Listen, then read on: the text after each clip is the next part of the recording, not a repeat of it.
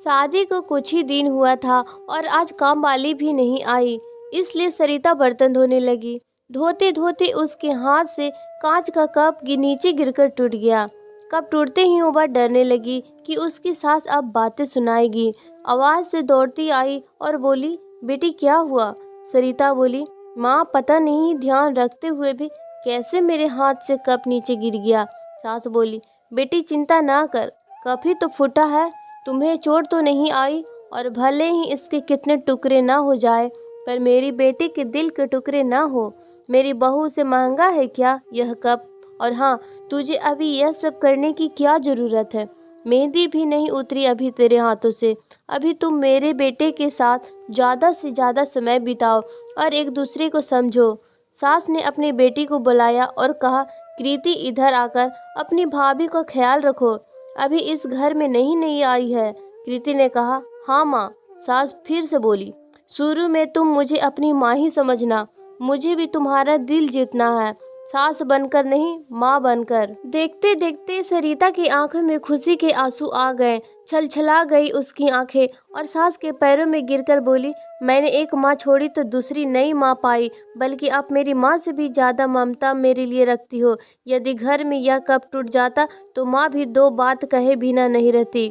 रात को सरिता की नींद ही उड़ गई। रह रहकर शाम की घटना याद आ रही थी। सास के बारे में उसकी जो सोच थी उसकी विपरीत सास का व्यवहार पाया।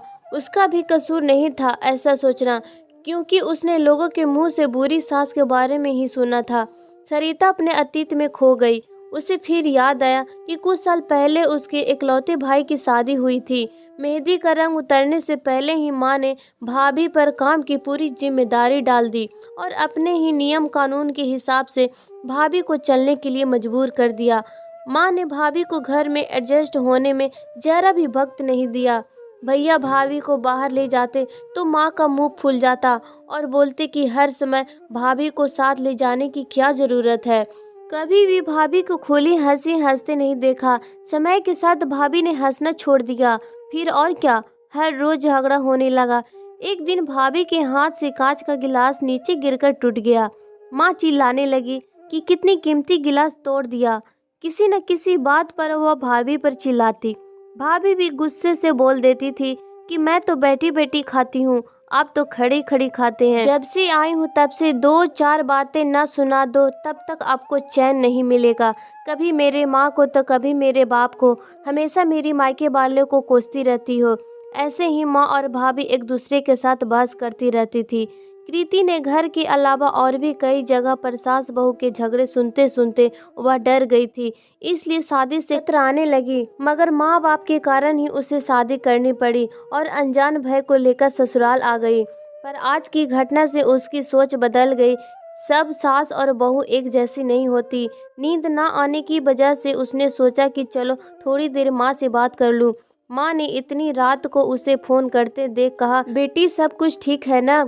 कहीं तुम्हारे पति से या सास से झगड़ा तो नहीं हो गया? सरिता बोली, नहीं माँ, ऐसा कुछ नहीं है। मालूम है माँ, आज मेरे हाथ से कांच का गिलास नीचे गिर गया, तभी सास आ गई। मेरे आगे बोलते ही मेरी सास ने बोलना शुरू कर दिया। बेटा, फिर तेरे सास के चिल्लाने पर तूने अच्छा सा जवाब दे दिया ना? हाँ बेटा, कभी भी दबकर नहीं रहना। तुम एक पढ़ी लिखी अच्छी लड़की हो, तुम में कोई कमी नहीं है, इसलिए कभी भी सुनना मत। तभी बात को काटते सरिता बोली, माँ अब बस करो, मैं अपनी दूसरी माँ के खिलाफ कुछ नहीं सुन सकती। माँ थोड़ा आश्चर्य हो गई और बोली, ये क्या बोल रही हो? सरिता बोली, हाँ माँ, आज मेरा हाथ से जब कप गिरा तो मेरी सास ने बिल्कुल भी मेरे साथ बुरा व्यवहार नहीं किया। अंत में सरिता बोली, अब आप समझ गई हो ना सारी बात? माँ एक और बात कहनी थी, आप बुरा तो नहीं मानोगे? उसकी माँ बोली, हाँ बोल बेटा। सरिता बोली, माँ काश आप भी मेरी नई माँ के साथ भाभी की तरह व्यवहार करती तो शायद भैया और भाभी अलग घर में नहीं रहते। अपनी बेटी की यह सब बातें सुनकर उसे एहसास हुआ कि उसने अपनी बहू के साथ गलत व्यवहार किया था। उसकी बेटी ने उसकी आंखें खोल दी। सरिता उससे पहले कुछ बोलती तभी उसकी माँ बोली, सरिता अब जब तुम यहाँ आएगी तो पूरे परिवार को एक साथ पाएगी। अब फ़ोन रख, मुझे बेटे और बहू की स्वागत की तैयारी करनी है। शादी के बाद नई जिंदगी की शुरुआत में अगर आज सास समझदारी से काम नहीं लेती, अपनापन नहीं जताती, तो शायद शुरुआत की नींव ही कमजोर होने से पूरी जिंदगी आपस में दरार पड़ जाती है। कप को फूटने से कोई नहीं रोक सकता, लेकिन प्रेम को टूटने से तो हम रोक सकते हैं। कांच के टुकड़े हो जाएं पर घर के टुकड़े ना होने दे।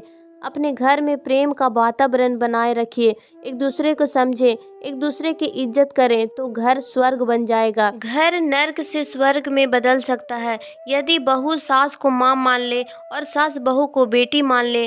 दृष्टि बदलने से सृष्टि बदल जाएगी और स्त्री चाहे तो घर को स्वर्ग बना सकती है और चाहे तो नर्क भी बना सकती है।